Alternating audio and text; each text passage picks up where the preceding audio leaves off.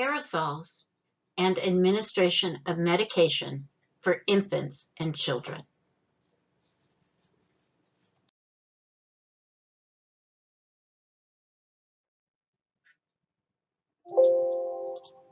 Introduction. Decades of research have established the scientific principles underlying the use of therapeutic aerosols. In general, the advantages of aerosol therapy include a smaller but targeted dose, lower cost, fewer side effects, and efficacy comparable to or better than that observed with systemic administration of drugs, and usually a more rapid rate of onset. When inhaled drugs are delivered directly to the conducting airways, their systemic absorption is limited, and systemic side effects are also minimized, providing a high therapeutic index. On the other hand, macromolecules and peptides can be targeted to the terminal airways and alveoli for systemic administration across the pulmonary vascular bed. This is an exciting and evolving use for therapeutic aerosols. Aerosol delivery devices vary widely as well, ranging from bronchodilators to insulin administration. And the range of uses for aerosol devices continues to increase. Nebulizers, pressurized metered dose inhalers, dry powder inhalers are all often used as an aerosol generator because they produce particles that are in the range that can be breathed in, 2 to 10 microns. Smaller particles go deeper, larger particles deposit higher in the airway.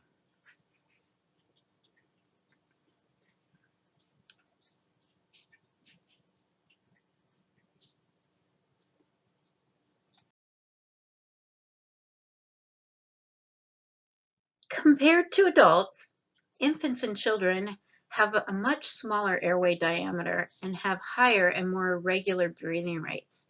They engage in nose breathing, which filters out large particles, and often have difficulty at mouthpiece administration. Cooperation and ability to perform aerosol inhalation varies with a child's age and developmental ability. Other factors that reduce the rate and depth of aerosol particle deposition in neonatal and pediatric patients are a large tongue in proportion to the oral airway, fewer and larger alveoli, fewer generations of airway, a much more rapid respiratory rate and smaller tidal volume, and the inability to hold breath and cooperate with inspiration. Inspiratory high flow rates, especially during respiratory distress and crying, can also affect particle deposition.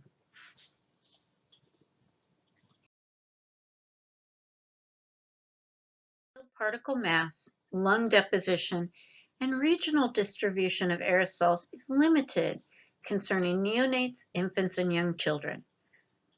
However, the data suggests that aerosol delivery is substantially less efficient for this population. Pulmonary deposition of aerosol to neonates may be less than 1% of the nominal dose being nebulized, compared with 8 to 22% in an adult. This reduced efficiency may result in infants receiving weight-appropriate dosing compared with adults. For example, the deposition efficiency of about 0.5% of a standard dose of albuterol sulfate would result in a lung dose of about 12.5 micrograms or 6.25 micrograms per kilogram for a 2 kilogram infant. Compare that to a 70 kilogram adult with 10% deposition with a lung dose of about 250 micrograms, equivalent to about 3.6 micrograms per kilogram. In this example, the infant actually receives a similar but slightly greater dose per unit weight. To some extent, the reduced deposition of aerosolized bronchodilators results in safety and efficacy profiles for infants and young children similar to those reported for adults. Extrapolation of data from Wildhaber and colleagues, shown here, demonstrates that whereas deposition from a metered dose inhaler with a valved holding chamber varies with child age, the amount of drug per kilogram of body weight is consistent across all ages. This suggests that the same dose that is effective for an adult will probably be safe in infants. In contrast, rationales to reduce drug doses for infants and small children have not been well substantiated in the literature.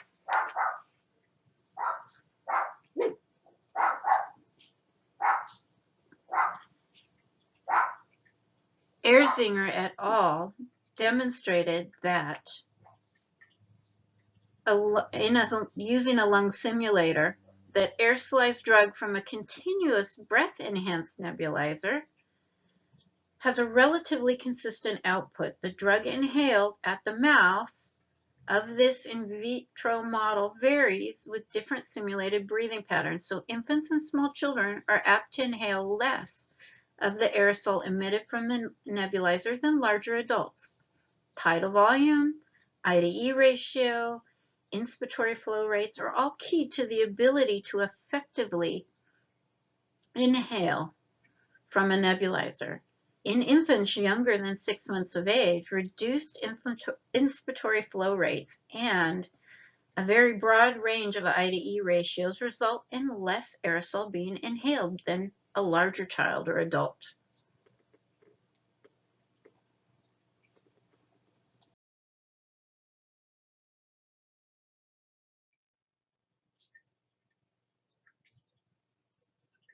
Aerosol characteristics.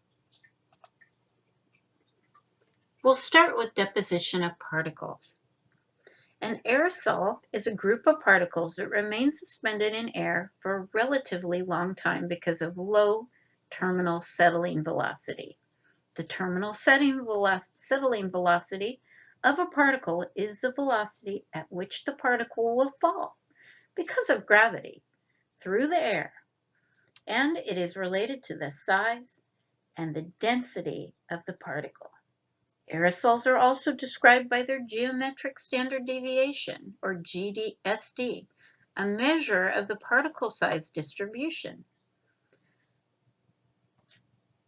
A particle size less than 1.22 microns are used for diagnostic and research purposes. Most therapeutic aerosols are heterodispersal, which means they contain a wider range of particle sizes, usually from 2 to 10 microns. The particle size and size distribution of an aerosol are major factors determining deposition, efficiency, and distribution in a lung. The bigger the particle, the higher it will settle in the lung. The smaller the particle, the lower it will settle in the lung. Smaller particles can get down into tinier airways and into the alveoli. Inertial impaction is the primary mechanism for deposition of particles with diameters of 5 microns or greater, and an important mechanism for particles as small as 2 microns in diameter. A particle traveling in a stream of gas that is diverted by a turn in the airway tends to continue on its initial paths, impacting and depositing on the surface of an airway. This tendency increases with the velocity and mass of the particle. The higher the inspiratory flow of gas, such as during crying, the greater the velocity or speed and inertia of the particle, which increases the tendency for even smaller particles to impact and deposit in a large airway. Common factors that increase the rate of inertial impaction of particles larger than 2 microns include turbulent flow, bifurcation, complex passageways, narrow or obstructed airways, and inspiratory flow rates of greater than 30 liters per minute. Translocation of aerosols. To be effective as a therapeutic agent, an aerosolized medication must first efficiently deposit in the airway, and then it must translocate across the mucus barrier, or move through the mucus barrier, retaining its bioactivity in the process, what it was made for. Aerosolized antibiotics and mucolytics are most effective when dispersed into an infected airway secretions at sites of maximal airway obstruction. Gene transfer therapy must not only be able to access the epithelial layer through the mucus barrier, but must also gain access to the submucosal glands. Particle size, charge, and solubility, and the biophysical properties of secretions all affect the ability of an aerosol to penetrate the mucus barrier.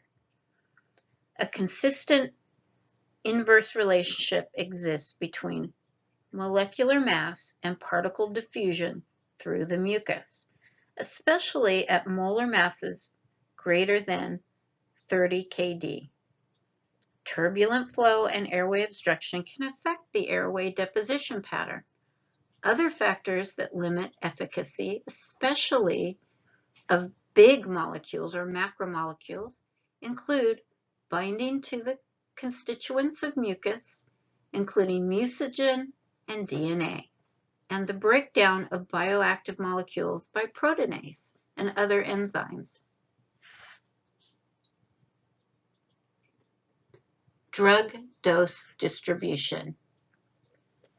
Dosing of aerosolized medications is an imprecise science. It's unclear how much, if any, of a drug is delivered to targeted areas of the lung with progressive disease states or during acute exacerbations. All the factors previously discussed decrease the rate and depth of aerosol deposition to the respiratory tract to as little as 0.5% of the medication dose placed in a nebulizer, regardless of whether the patient is intubated or spontaneously breathing. High flow increases aerosol impaction in larger airways, whereas lower flow rates with high resistant DPIs can reduce the amount of medication inhaled at all. Humidity influences medication delivery as well, especially for things like dry powder inhalers and in ventilator circuits. Droplets of solution may either evaporate or coalesce, go together getting bigger, depending on the water content and the temperature of the gas, and powder in a DPI can clump together in the face of humidity. The solubility of the drug matters as well. Corticosteroids are a notable exception, but most physical characteristics of a solution or suspension can affect particle size and nebulizer output. Also, some macromolecules may not be able to enter suspension well and can shatter into non-bioactive or forms that don't work. Non-bioactive forms with the force of air required to generate an aerosol. Remember, they've got to smash through a little baffle. Theoretically, if a particle can be milled to a size between 2 and 10 microns while retaining its bioactivity, it can be delivered by either a DPI or a pressurized MDI. But development costs for these drugs limit the ability of the drug to be produced. So expensive to make the drug, and so not very many. We don't have very many right now. Right now, only a few are commercially available. In the future, we hope there'll be more.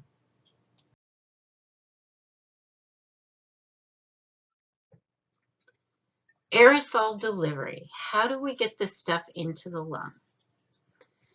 Let's start with pneumatic nebulizers.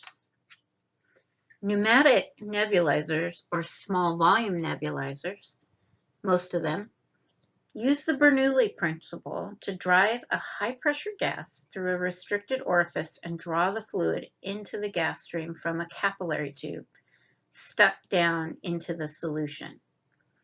Shearing of the fluid stream in the jet forms the aerosol stream that impacts against a baffle, removing bigger particles that may return then to the reservoir, and it'll all start over again. The effective pneumatic nebulizer should deliver more than half of its total dose as an aerosol in the range of 2 to 10 microns.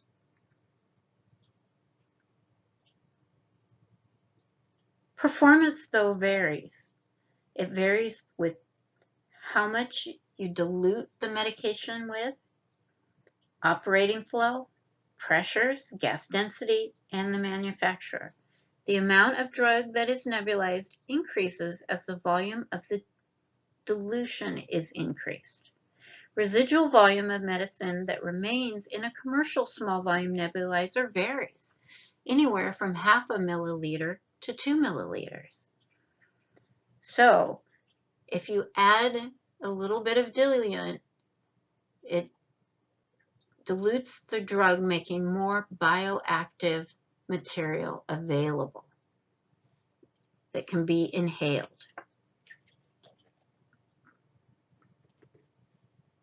Large volume nebulizers are those nebulizers with 100 milliliters or greater capacity. They can be used to administer an aerosol solution over a prolonged period. Indications for using a large volume nebulizer to administer a bland solution, sterile water or saline, include the need to humidify medical gases when an upper airway is bypassed, such as a trach, control stridor with a cold aerosol, or induce sputum. Because nebulizers provide a route of transmission for pathogens, bacteria and viruses, passover humidifiers and heated wire humidifiers are preferred. Large volume nebulizers work on much the same principles as small volume nebulizers. It's just that the residual volume is greater and the effects of evaporation can change the concentration of medication over time, are much more profound. Caution should be exercised when using large volume nebulizers with incubators or hoods because of the noises produced. They can be quite noisy. Let's talk briefly about a small particle aerosol generator, or SPAG unit. The SPAG unit is a jet aerosol generator used to nebulize antiviral agents like ribavirin. The SPAG incorporates a secondary drying chamber that reduces the diameter to about 1.2 microns and has a relatively high output. The SPAG reduces the 50 psi of line pressure of medical gas to about 26 pressures per square inch, which supplies gas to separate flow meters controlling the flow of the nebulizer and the drying chamber.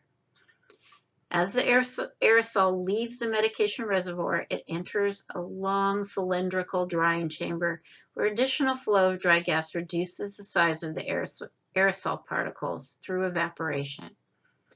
The nebulizer flow is adjusted to maximum about 7 liters a minute, with a total flow from both flow meters to about 15 liters per minute. Ribavirin is an expensive antiviral agent that has been used to treat high-risk infants and children with severe RSV infections. The effectiveness, though, of ribavirin is extremely poor. and with little data to support its use to such a broad population, it's fallen out of favor. There's also concern about the secondhand exposure of healthcare workers to ribavirin. Ribavirin tends to precipitate into a thick powder that forms on the surfaces of tubing, tents, and throughout the room. Next, we'll talk about ultrasonic nebulizers.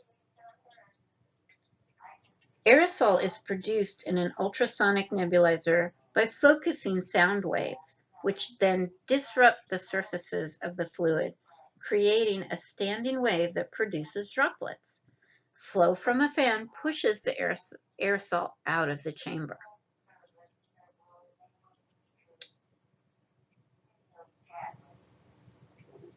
A number of small volume ultrasonic nebulizers are available for aerosolized drug delivery. Unlike larger reservoir USNs, these systems do not always use a water-filled coupling compartment.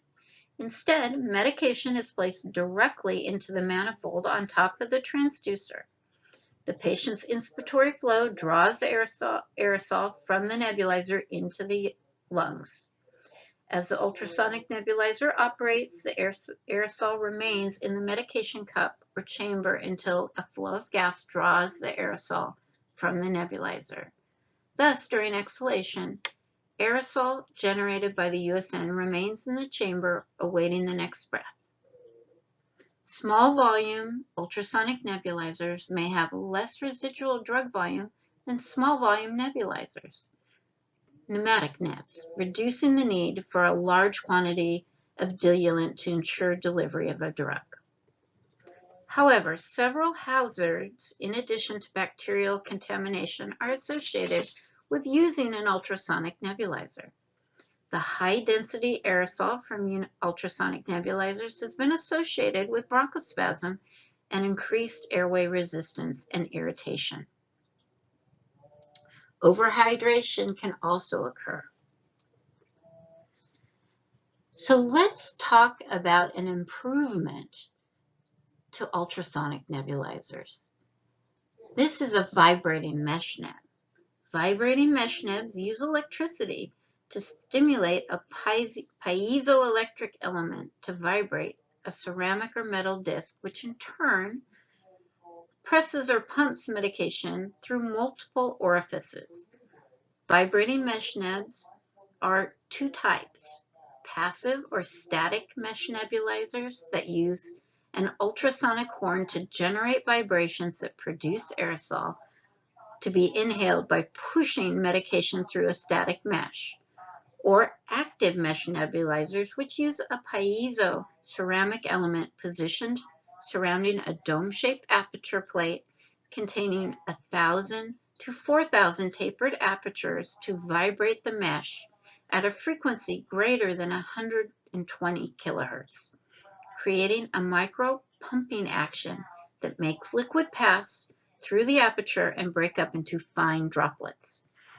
Particle size is dependent on the diameter of the orifices through which the medication passes, and vibrating mesh nebs can be manufactured to produce specific particle size between 2 and 6 microns. Handheld vibrating mesh nebs tend to be much more efficient than continuous jet nebulizers or ultrasonic nebulizers, with the inhaled mass ranging from 25 to 55%. When used with mechanical ventilators, vibrating mesh nebs do not change volumes or flows.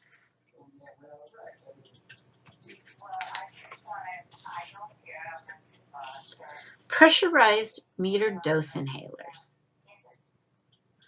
The pressurized metered dose inhaler is one of the most commonly prescribed devices for aerosolized delivery. Pressurized metered dose inhalers are used to administer bronchodilators, anticholinergics, and anti-inflammatory agents. More drug formulations are available for administration by pressurized metered dose inhaler than by any other type of nebulization system. Properly used, Pressurized metered dose inhalers are at least as effective as other nebulizers for drug delivery. Therefore, pressurized metered dose inhalers are often the preferred method for delivering bronchodilators to spontaneously breathing, as well as intubated patients. The last type of device we'll talk about is a dry powder inhaler.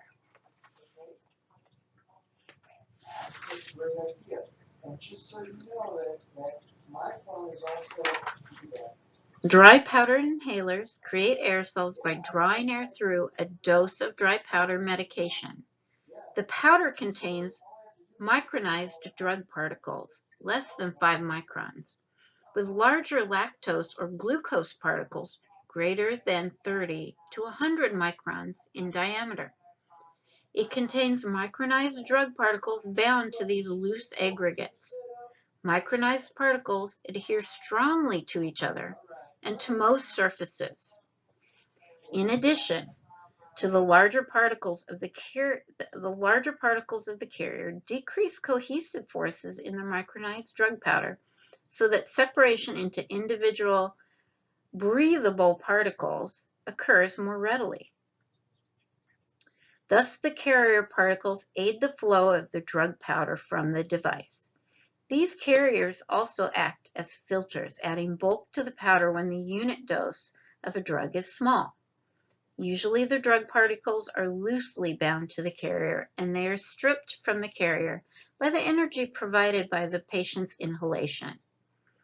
The release of the breathable particles of the drug requires inspiration at a relatively high flow rate, 30 to 120 liters per minute.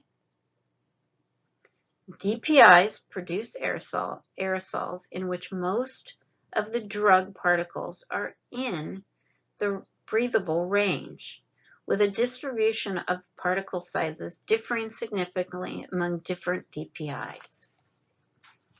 As mentioned before, humidity can adversely affect the ability of a dry powder inhaler to work.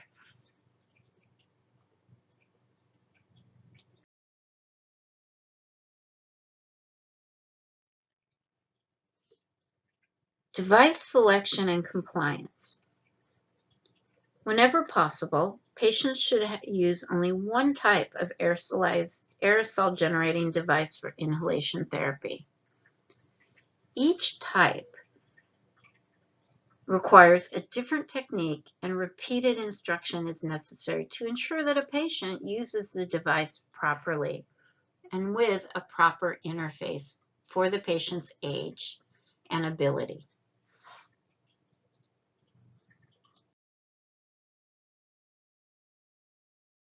Metered dose inhaler accessory devices have been developed to overcome some of the limitations of using an MDI.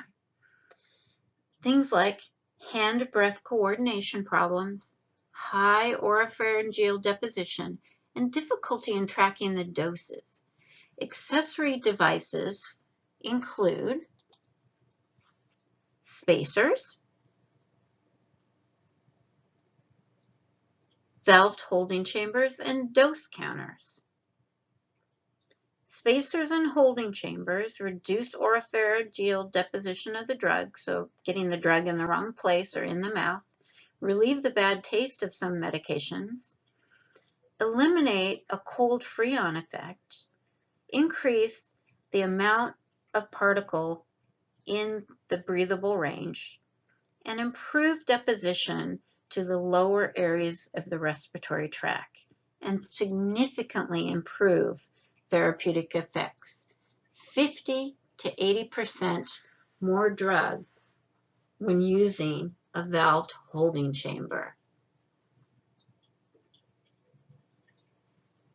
Wheezing infants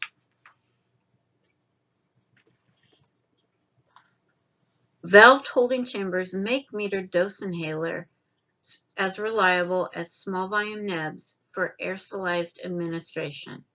In one study, 34 infants between the ages of 1 and 24 months with acute asthma received 2 doses of a drug 20 minutes apart. One by nebulizer and one by metered dose inhaler with a valve holding chamber. No difference was found in the rate of improvement or clinical score, and both devices were equally effective. Evidence-based research does not support the belief that a small volume nebulizer is better than an MDI if the patient is not able to inhale with optimal technique. In fact, if unable to perform an optimal maneuver with an MDI, the patient can't perform an optimal maneuver with an SVN. Although optimal techniques is always preferred, a mouthpiece, it's sometimes difficult to get an infant, small child, or severely dyspneic patient to use a mask or mouthpiece. For such patients, an alternative may be a metered dose inhaler with a mask.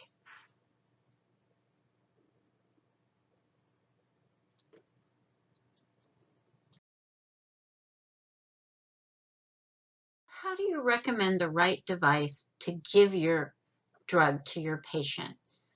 It all depends on their age and how well they're able to follow your directions. Newborns to children 4 years of age are not able to generate a high flow needed for a DPI. They also are not able to cooperate and breathe in when prompted.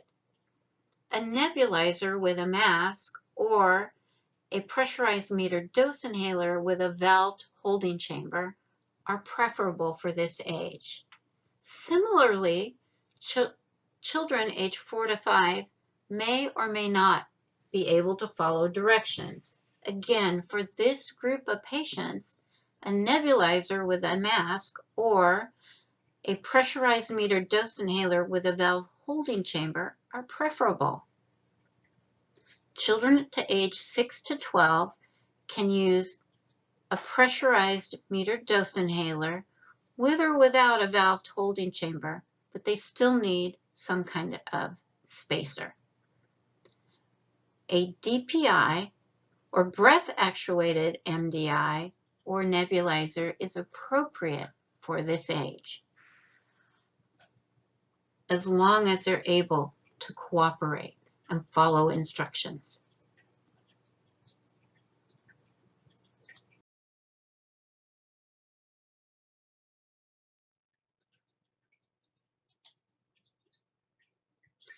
This is a picture of a nebulizer with a mask resting on the face of a patient. And this is a young patient getting used to a valved holding chamber with a mask. Notice mom is holding the pressurized metered dose inhaler.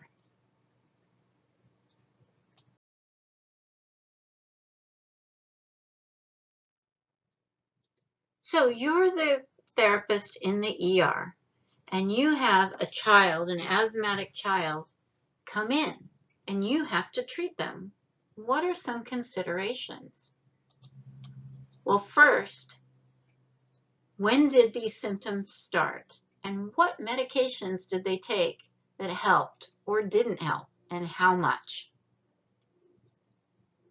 Then you need to decide what you're going to do, and that's up for debate right now.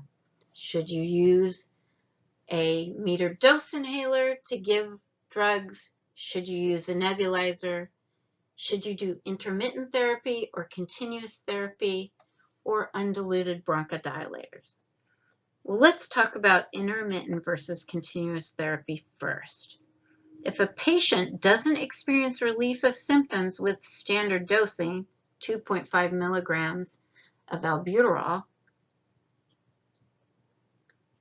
or even every 15 to 20 minutes of dosing, treatments can be continued at this frequency until symptoms are relieved. However, a standard small volume nebulizer treatment takes 10 to 15 minutes and requires that a respiratory therapist be at the bedside constantly.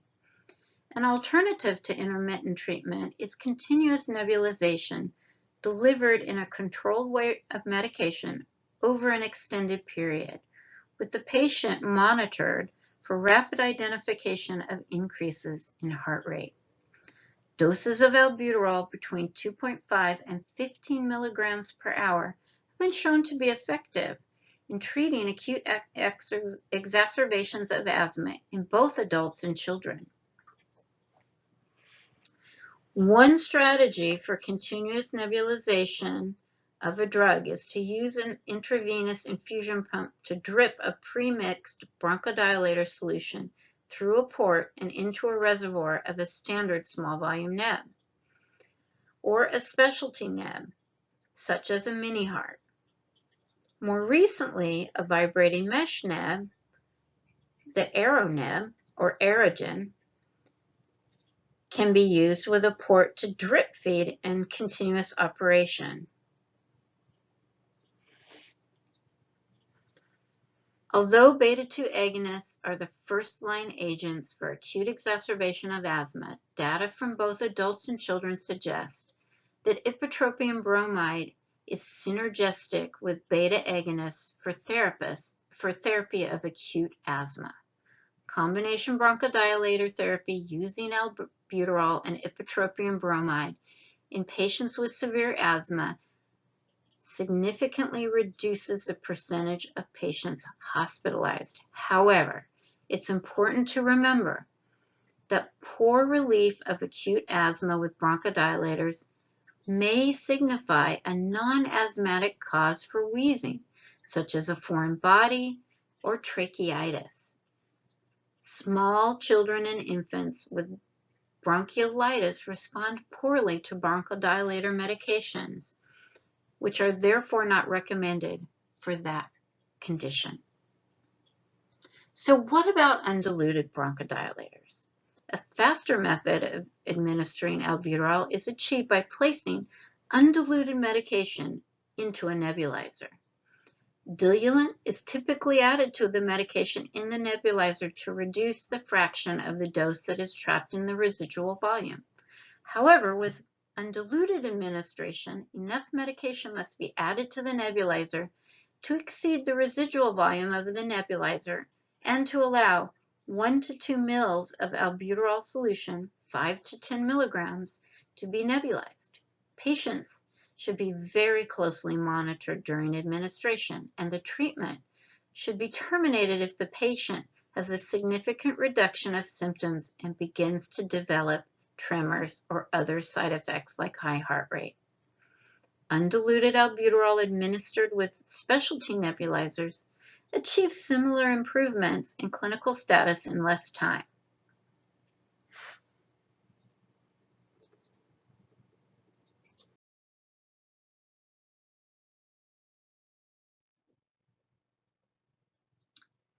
So what happens when everything else fails and we have to intubate and mechanically ventilate a child needing aerosol medication? Some of the factors that affect aerosolized delivery in a ventilated patient are breath configuration, the size of the airway, environment, response assessment, nebulizer placement, and inhaler adapters. The ventilator circuit is typically a closed system that is pressurized during operation, requiring that a nebulizer or a pressurized MDI be attached with connectors that maintain the integrity of the circuit during operation. The MDI cannot be used with the actuator designed by the manufacturer, and use of a third-party actuator is required. The size, shape, and design of these actuators vary and greatly affect the amount of breathable particles that get to the lung.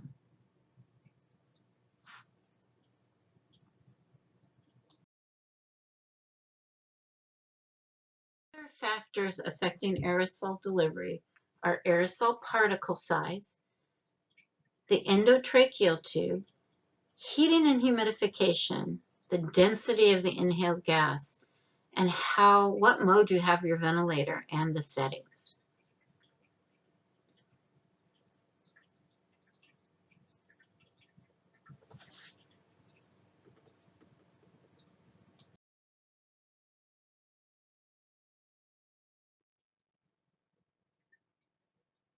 Techniques of aerosol administration in critical care are delivered to the lungs, a pneumatic nebulizer, 1% to 3%, a metered dose inhaler with valve spacer, 11%, an ultrasonic nebulizer, 10 to 15%, and in infants, a pneumatic nebulizer, 0.3 to 1%, and a vibrating mesh neb, 9% to 12%.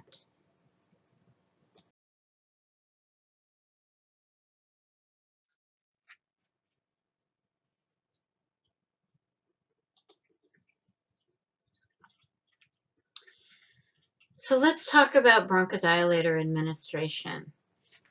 Does it really matter whether you give a nebulizer or an inhaler?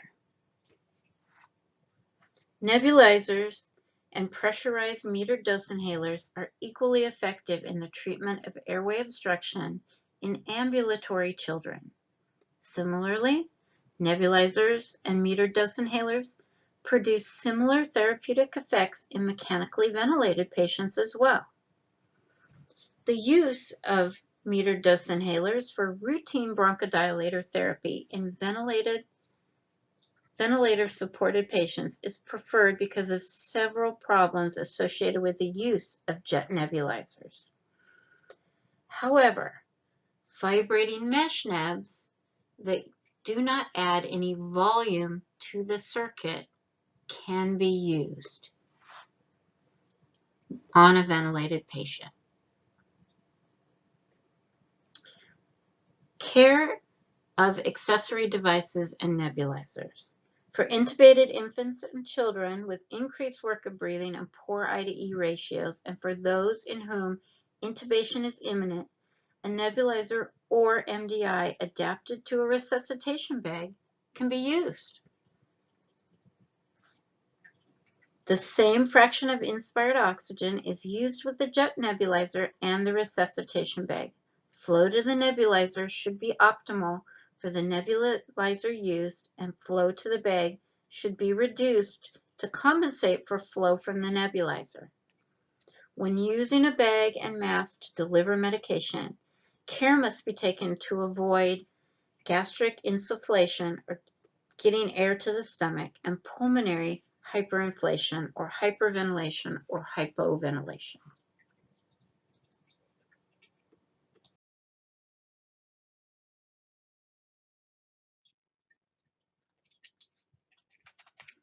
Home care and monitoring compliance. With most therapeutic aerosols being administered in the home, it is vital that we have good patient education and adherence to a written medication plan and action plans.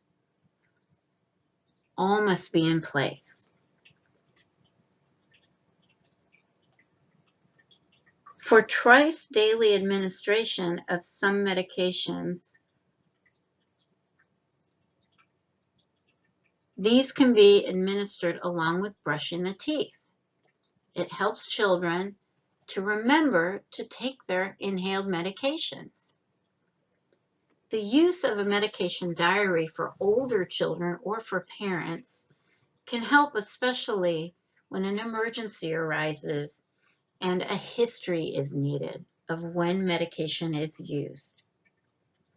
There are several medication diaries. There are apps as well as just keeping a small notepad.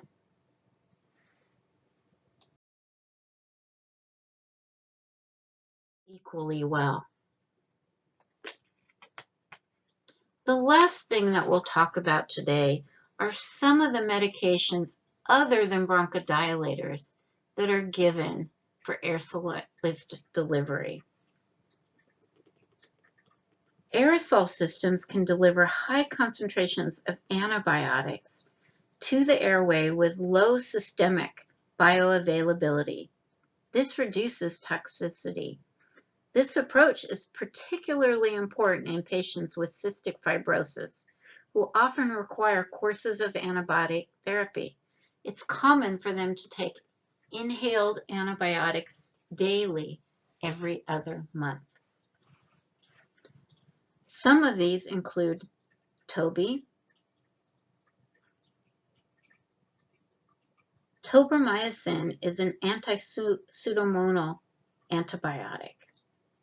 Follow-up studies in cystic fibrosis and non-cystic fibrosis bronchiectasis have been generally consistent with showing that it reduces hospitalization about 26% and 36% less likely for a CF patient to require IV tobramycin if a routine of every other month is used. So what about mucoactive agents? Sputum is expectorated mucus mixed with inflammatory cells, cellular debris, polymers of DNA, and F. actum and bacteria. A bunch of stuff. Mucus is usually cleared by airflow and ciliary movement and cough. Dornase alpha, also called pulmozyme, was one of the first approved mucoactive agents for the treatment of CS. Dornase alpha is safe and effective even in patients with more severe pulmonary disease. Dornase alpha breaks up infected secretions. Other mucoactive agents under development include mucolytics such as N-acetylcysteine, which is a low molecular weight agent, and mucokinetic agents that help move mucus such as surfactant and chloride channel activators. The use of hyperosmolar saline or mannitol to improve secretion clearance in CF is discussed in the hyperosmolar aerosols. Let's talk about surfactant first. There is profound loss of surfactant in the inflamed airway with bronchitis or CF. Randomized masked placebo-controlled studies demonstrate that surfactant aerosol improves pulmonary function and sputum transportability in patients with chronic bronchitis, and that this effect is dose-dependent with no significant side effects. As a wetting and spreading agent, the surfactant also has the ability to increase the lower airway deposition of other aerosol medications such as Dornase alpha or gene therapy vectors. Let's talk about those hyperosmolar aerosols. For many years, sputum induced by hyperosmolar saline, or 7% saline, has been used to obtain specimens for diagnosis of pneumonia and in patients with CF.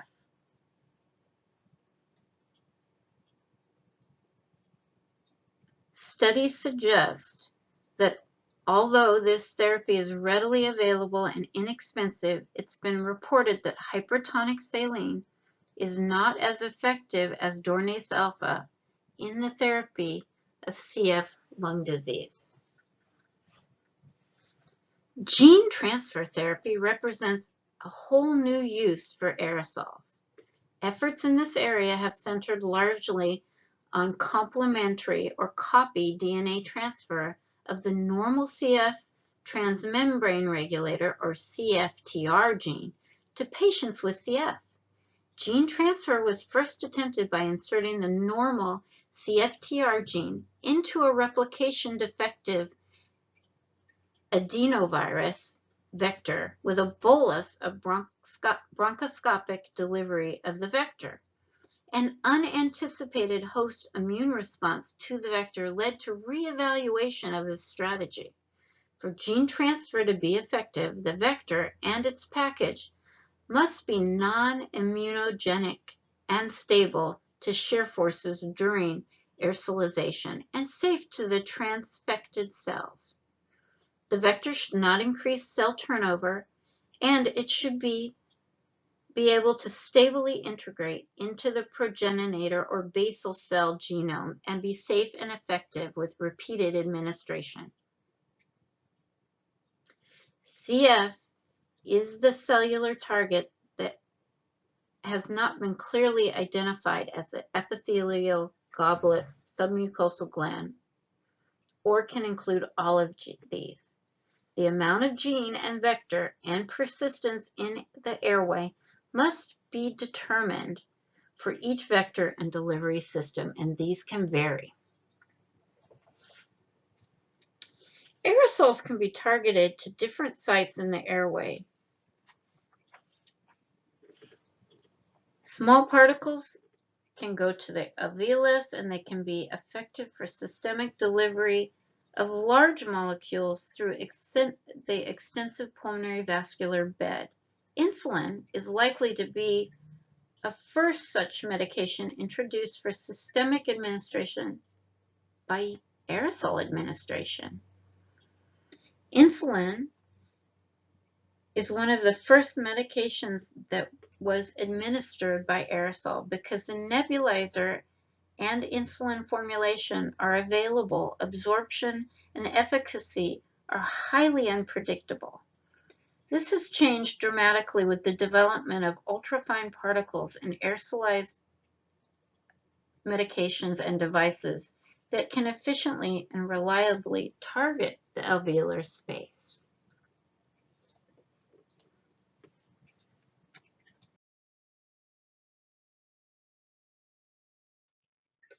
Thank you for watching, and have a great weekend.